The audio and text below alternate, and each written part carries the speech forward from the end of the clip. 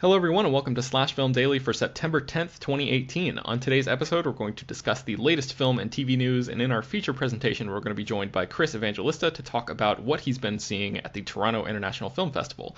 Before we get into that, though, my name is Ben Pearson. I'm the senior writer at slashfilm.com, and I am joined today by managing editor Jacob Hall. Hello, hello. And writer Hoai-Tran Bui. Hey, everyone. All right, guys, so let's jump into the news. Jacob, tell us what's going on with The Nun and how that's performing at the box office. Despite its scathing reviews, The Nun opened to $53.5 million in the United States, which is the biggest opening for a movie set in the Conjuring universe.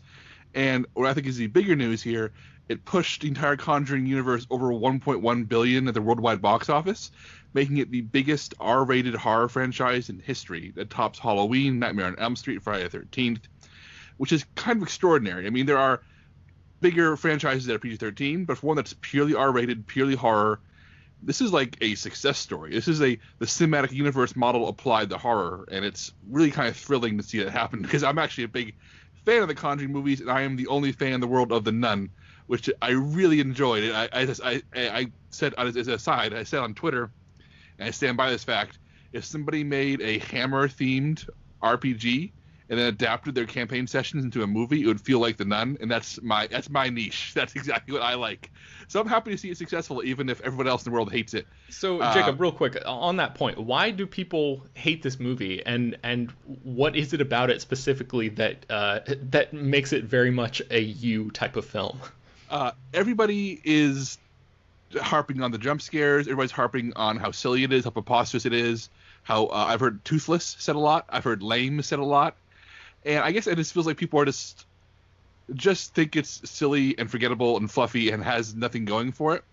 But for me, and this is Corin Hardy, the director, made a movie called The Hollow that I really love, and I feel like he's a English filmmaker, and he's from the UK, he's from that region, and you can tell he grew up watching his region's horror movies, particularly as I mentioned a moment ago, Hammer films. The old Peter Cushing, Christopher Lee horror films from the 50s, 60s, and 70s have a very, very particular aesthetic. And that aesthetic is fog, graveyards, castles, men in suits looking very serious as undead happening, things happen around them.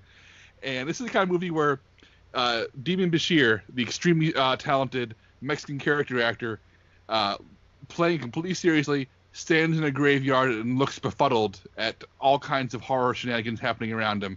And that, for me, inject it into my veins, Ben. I want Damien Bashir in foggy graveyards for days. And without spoiling too much, the third act of this movie is literally this toughened, grizzled priest, the newcomer nun who's just taken her vows, and a shotgun-toting Frenchman venturing into the bowels of a castle using torches to explore the catacombs so he can find an ancient relic to seal a portal to hell. That it's literally a D&D movie with as if like hacked to be a Hammer movie. It is so specifically me that I don't blame anybody else for not liking this. But man, it's. Oh, I just want to do a little chef's kiss. A chef's kiss gif right here. So I'm the only one in the world that's happy and thrilled to see this movie be a massive success. H2, does this sound like a movie that you're gonna check out? Jacob's actually kind of selling me on it now. I wasn't really interested in watching it in the first place because I actually haven't seen any of the Conjuring movies, and I probably would have started from the beginning in the first place to see if I liked them. But yeah, I was not really I didn't have an interest in it, but now it sounds quite fantastical, and I think I might check it out. Well, once I see all the other Conjuring movies at some point. Yeah, that's actually what I was going to ask you, Jacob. Is previous knowledge required, or can you just go into this one without having seen the other ones? Not required. The opening scene features footage from The Conjuring 2, where the nun, the villain of the movie, is introduced. And then the final scene bookends the nun into the first Conjuring in a way that fans will appreciate. In the same way that Annabelle Creation, the second Annabelle movie, had a really clever backdoor into how all this nonsense fits into the Annabelle movies and how that fits into The Conjuring. All the puzzle pieces do come together in ways that actually are satisfying if you do watch the movies in order. And HG, The Conjuring 1 and 2 are legit great. Like, we can take or leave Annabelle or The Nun. I'm I'm willing to say those are good or bad based on your preferences. But Conjuring 1 and 2 are legit good, and I think you'd get a kick out of them. Yeah. I think I might skip the Annabelle movies just because dolls do creep me out personally, but I am very interested in The Conjuring because I know it's based off of a real life paranormal investigating couple, and that's my shit, and I love that. So I'm interested to see those movies at least. Yeah, I saw the first one, and it's terrifying. I was like legitimately frightened while watching it, and I was actually so scared that I have not gotten around to watching the second Conjuring movie yet. So maybe I'll grow a pair one of these days and finally get around to doing that. HT, let's talk about something that is I feel like you're on the sexual misconduct beat at Slash Film. You always sort of like the way the chips fall is that you're always the one who happens to write about these. It's all random, but yeah, tell us about the latest, I guess the fall of another network head. What's going on? Yes, so CBS CEO Les Moonves has resigned from his position following a second report dictating his sexual assault and sexual harassment allegations after a first report of allegations were published in July, both from The New Yorker by Ronan Farrow. So after the first report was published in July, in which 6 women and several other cases were documented about Les Moonves having a history of sexual misconduct and CBS having a sort of culture in which this was essentially allowed to happen, was surfaced in July. CBS put this under investigation, and Moonves has essentially stayed at his position at CBS, sort of negotiating his exit compensation, which was reported to be about $100 million. But now that this second report has arrived this weekend, Moonves resigned almost immediately, 3 hours after the report was published, and the compensation pay was essentially voided, and CBS announced that it would be donating $20 million to the Me Too movement and organizations that support workplace equality for women. So that's the essential gist of this first part of this story. The second part kind of deals with the nitty-gritty of CBS, which is currently undergoing a lawsuit to sort of prevent a CBS-Viacom merger, which Moonves had initially opposed. But now that merger has actually been put on hold because they settled, and the National Amusements organization, which was pushing for this merger, has a promise that it will not seek a merger between the companies for the next 2 years. So this is kind of interest for our audience because the CBS Viacom merger would have allowed the Star Trek franchise to be put under one house again. It's been divided by the TV divisions and the film divisions for the past few years, and that would have allowed Paramount and CBS to sort of join their franchises. But for now, it'll stay separate. So, Jacob, as a Star Trek fan, is your understanding that the way that the Star Trek media empire is currently organized, is it similar to the way that Marvel Studios and Marvel TV operate independently of one another, or is it like, I guess the better question would be like, is a crossover between TV and the movies and the J.J. Abrams verse and all of that, is that possible? Has that happened already? I've not been paying attention to Star Trek stuff for a while. It has not happened because the movies currently exist in the Kelvin timeline, which is this whole separate thing. It's unconnected to the new TV shows entirely. But the Marvel TV, Marvel Studios thing is not entirely inaccurate, but those are still under the Marvel umbrella. Right now, for Trek TV shows and the Trek movies are completely separate. They don't even share a home. They just share a franchise. It's an incredibly strange deal where the movie rights live at one company and the TV rights live somewhere else. I mean, back in the day, you would have movies in the 90s starring the original series crew, and then you'd have Next Generation playing, and then you'd have episodes where Next Generation crew finds a cryogenically frozen Montgomery Scott who is currently starring in the movies but making a guest appearance in the new TV show. That used to happen, and it theoretically could happen if all this gets sorted out in the future. But right now, it hasn't happened yet, and I'm very curious to see if it does. As much as I love Star Trek, it's a case where it's like I'll talk about Star Trek and get excited about this again when Moonves is completely out the door and gone forever, and when all of this is completely cleared up and people who did not hold him accountable for all these years are gone too, because it's really hard for me to get excited about crossovers and spin-offs and all that, knowing that the people who are at the top of the rung and overseeing all this have not been punished properly. Yeah, that's well said.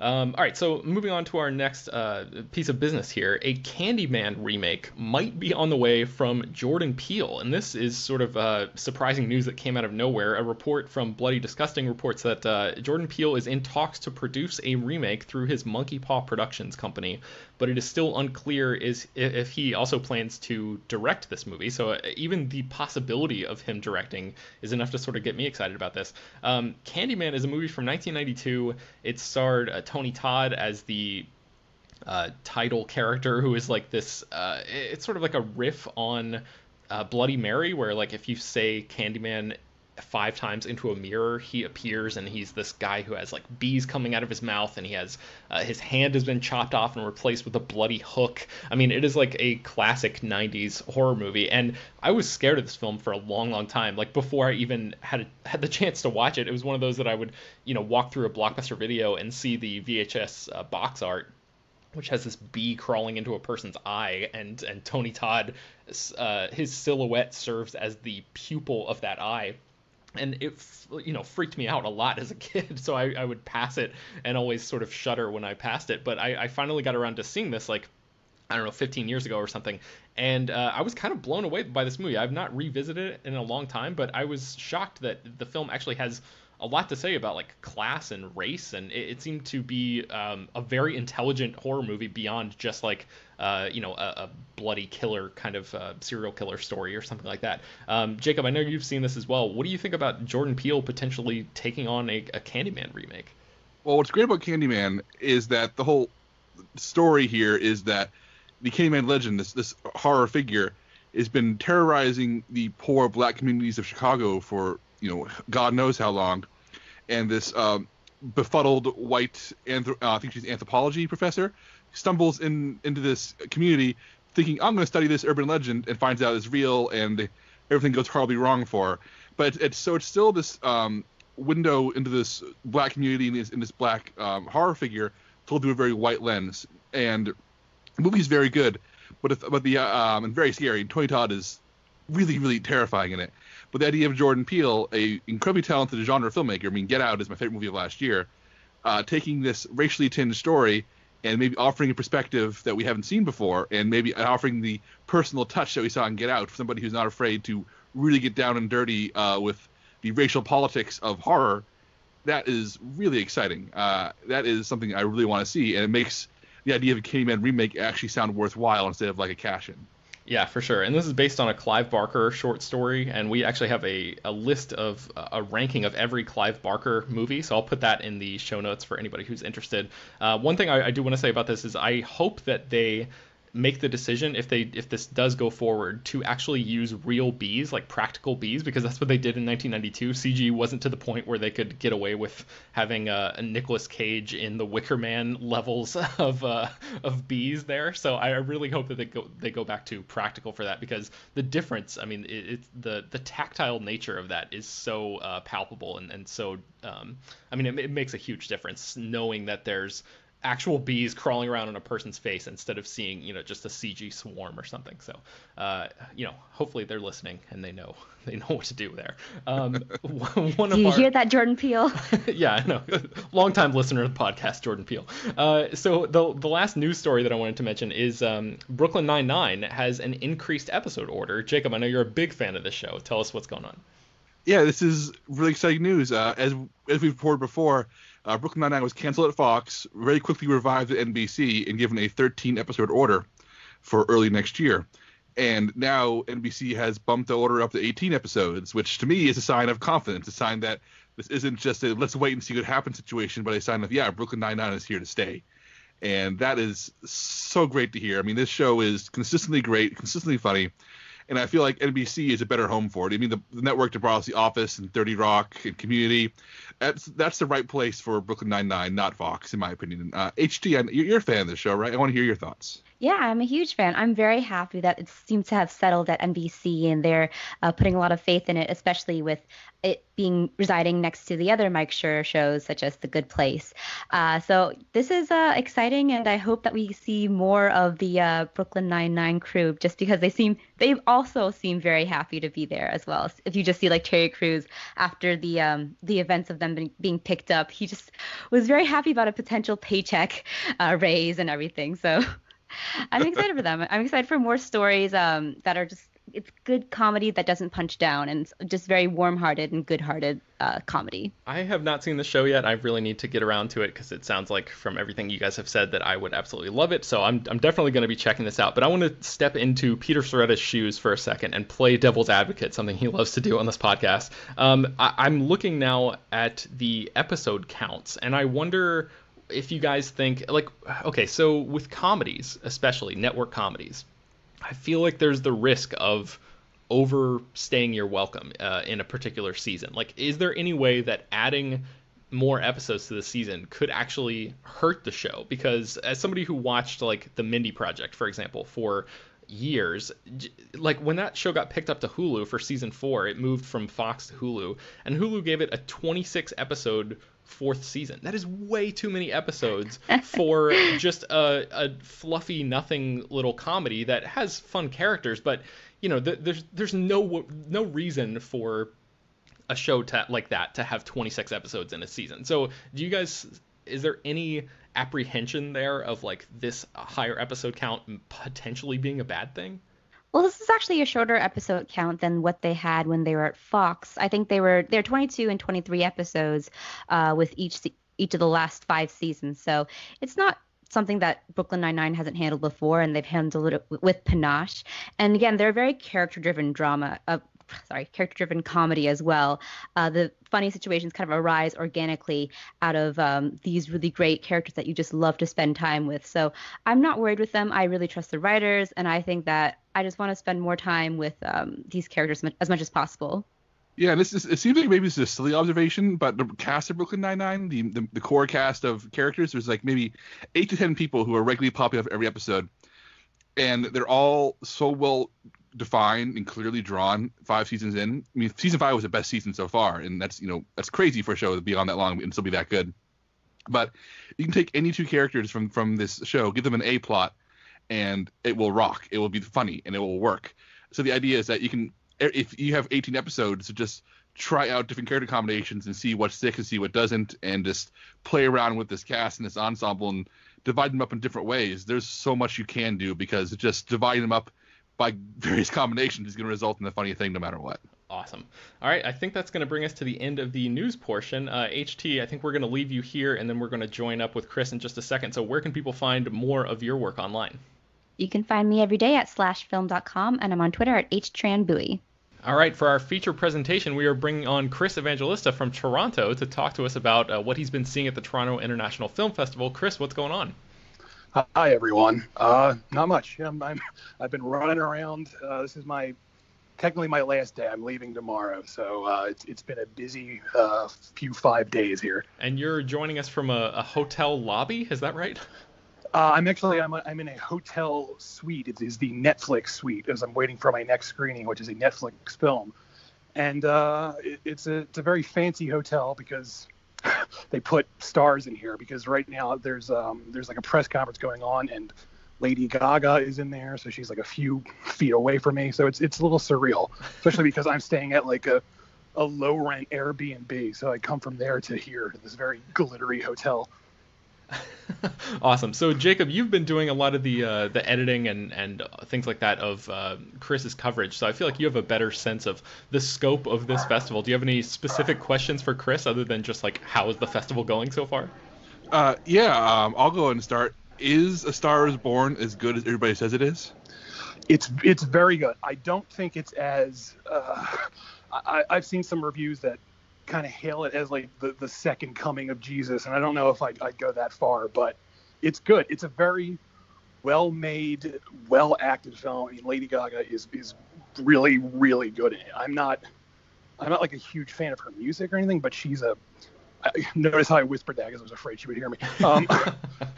But she's phenomenal in the film, and her singing in the film is incredible. Like, I always kind of forget that she's such a amazing singer, but she's got them pipes, as they say.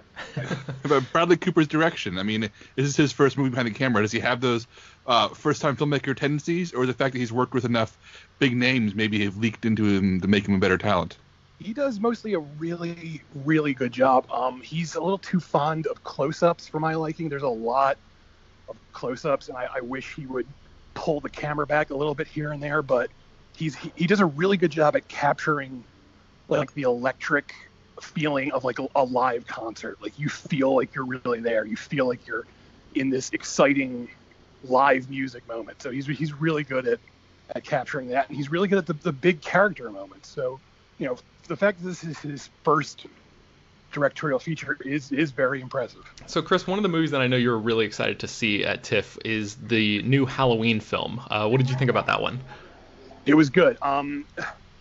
So it's hard to talk about this because there's something I really hate about the movie, and it's a spoiler, so I can't really like go into details. But there's I said this in my review too. There's one plot point involving the new doctor character who's taken over for Dr. Loomis, Michael Myers, the psychiatrist, and there's a running plot line with him that is so bad that I was shocked it was in the movie. But once you get beyond that, it's a lot of fun. I mean, if you're hoping for, you know, the slow, icy chills of John Carpenter's original, you're not going to get that, because that's not what this movie is. But if you're in the mood for a surprisingly brutal slasher movie, and a very well-made one at that, you're gonna have a lot of fun with this. It's one of the things this movie does really well is it actually makes Michael Myers scary again.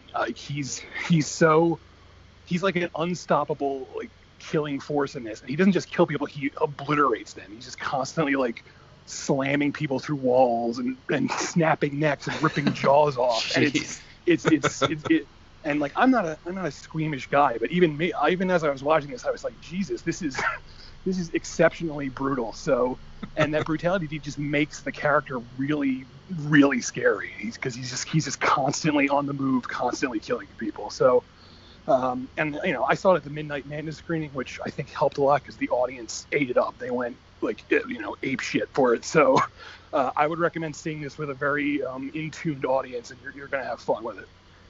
Speaking of people being destroyed, I hear Destroyer is your favorite film of the fest so far. Is that correct? It is, and I'm a little surprised because last night I was talking to some people, and I found out that a lot of people don't actually like this movie. I'm not in the minority because it has good reviews, but I was blown away by this, and a lot of people seem to have problems with it. But for me, it really did the trick. It's the latest film from Karen Kusama, who directed The Invitation, which is a fantastic slow burn horror film. And it stars Nicole Kidman as she's a detective, and she's trying to track down this criminal from her past.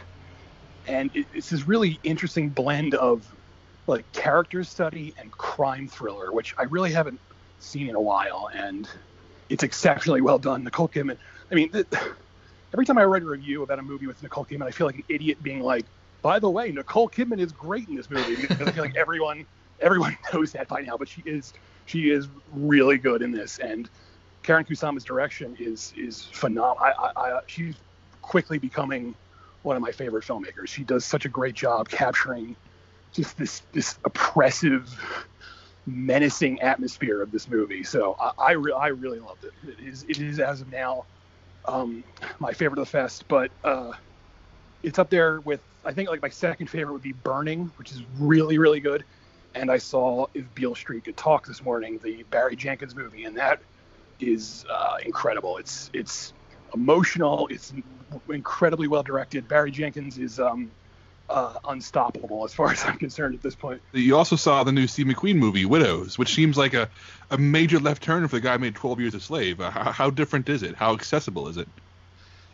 I mean, I guess you would probably call it his most accessible movie to date, but I will say the trailers are selling the movie wrong. Like, they're selling it as sort of like, you know, this heist thriller, which it is. You know, it does have heist thriller elements, but there's a lot more going on in the movie than the trailers are letting on. And I won't say too much because I feel like this is one of those movies, the less you know, the more incredible it is. But this was great. Steve McQueen does a really good job with all these characters. It's really like an ensemble piece because there are so many characters in this movie, not just the widows themselves, but all the people they're interacting with, all the bad guys and all the cops and all these other characters. And the movie takes time to like focus on every single one of them.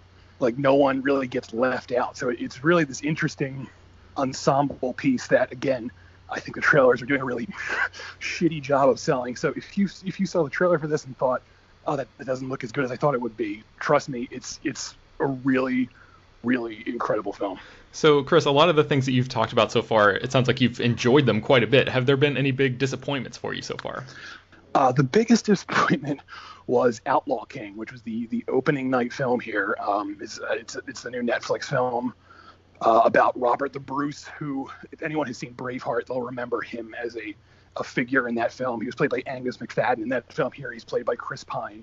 And it's all about how Robert the Bruce, went up against England to try and take control of Scotland. And I don't know what happened with this because it's from the director of Hell or High Water, which I liked, but this is just, it's really bland, and it shouldn't be because it's telling this exciting story, and it's like unrelentingly violent. Like it goes through this pattern where there'll be a long scene where characters just stand around in, castles or the woods talking, and then it breaks out into huge gory violence. And by the end of the film, like the final battle is so over the top gory that it just wore me down, and I was just like, I'm ready for this to be over. I'm not enjoying this. Also, a lot of like horses get killed, and I don't have problems with people getting killed in movies, but I draw the line at animals. So stop it, Outlaw King. Stop killing all these horses. I feel like I would be derelict in my duties if I did not ask you about Chris Pine hanging dong in this movie. That seems to be all Twitter's talking about. Does that actually happen?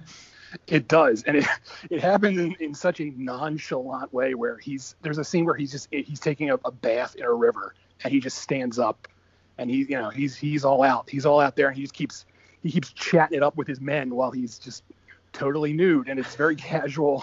And I could feel the entire audience just suddenly snap out of their collective comas when this scene kicked in. Awesome. So yeah, I just had to get the confirmation there from somebody on the ground. Jacob, I know I have one or two other movies that I want to ask Chris about, but did you have anything else you were curious about? Yeah, I want to know why Chris hates First Man so much. Why do you hate First Man, Chris? All right. So First Man, I don't hate it, but this film, it premiered at Venice, and it got ecstatic reviews there. So I was excited for it, and I like Damien Chazelle. I think Whiplash is phenomenal, and I even like La La Land. I know a lot of people have sort of turned against that movie, but I think it's good. So I went into this with high hopes, and it's a very there are a lot of good things in it. It's technically very good. The way it's directed is interesting, although again, like Star is Born, there are way too many close-ups. But Ryan Gosling is great. Claire Foy is great, but the whole movie is very reserved, and at the same time that's intentional because it's telling the story about how Neil Armstrong was this really emotionally repressed guy. Like that was his whole thing. He was just very bad at showing emotion, and as a result, the movie is bad at showing emotion. And I get why they're doing that. Like it's a stylistic choice to represent his mindset, but it doesn't work. It's really because it's all this exciting stuff. He's blasting off into space, and it's so like blasé. They're like, "Yep, he did that." And but I will say the finale where they get to the moon. Spoiler alert: he lands on the moon.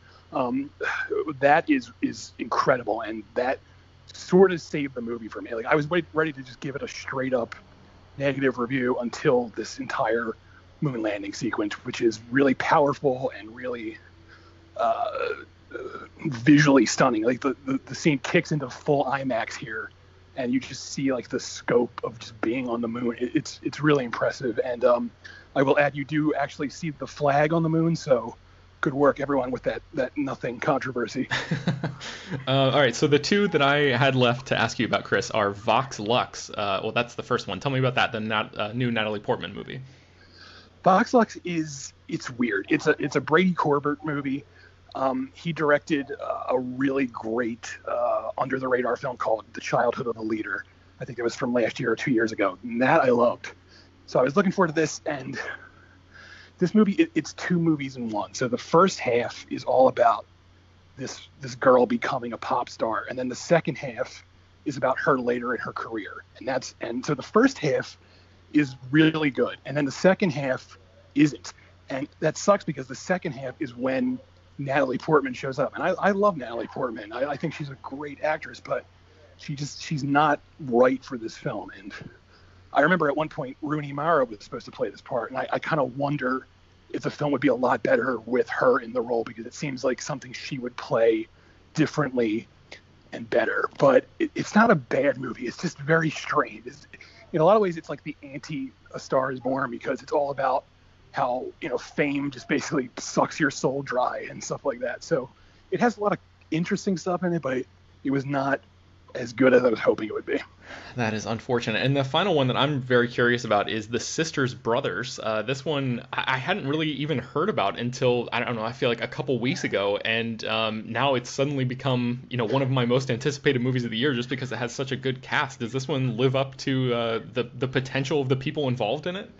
Oh, yes, definitely. I love this movie. It's this very melancholy anti-Western about these two brothers who are hired killers, and nothing in this movie plays out the way you expect it to. And it's this really dreamy, sort of surreal film, which I was not expecting. I was expecting more like a Coen Brothers Western, sort of like, Oh Brother, Where Art Thou, which I know isn't a Western, but I was expecting something like that. And that's not really what this is. It's more about just like sadness and longing for like home and stuff like that. And it caught me completely off guard.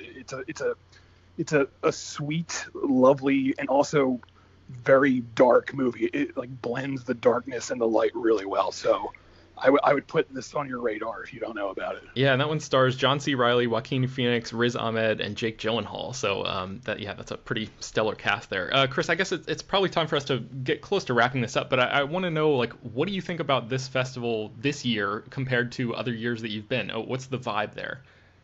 I gotta say, I'm a little. This festival this year is not as good as the other years I've attended. I mean, I'm not going to say it's bad, but the scheduling has been a little strange, which is like insider baseball stuff, which I know no one else cares about except me because I'm here on the ground. But the scheduling is very weird, and it's making it hard to see as much stuff as I was hoping for. So that's frustrating me a bit. And the lineup is, while good, there's only like one or two or maybe three films I've seen this year that I think are genuinely like great, like capital G great. And in other years, I had a lot more than that. So. But it's not over yet. I have a few more screenings today, so we'll see how it goes. I know you're in a hurry, Chris, but I want to list off a few movies you've seen. I think our listeners may want to hear about. You have one sentence per movie to explain your thoughts. Okay. Okay. Yes. The Predator. Stupid but entertaining.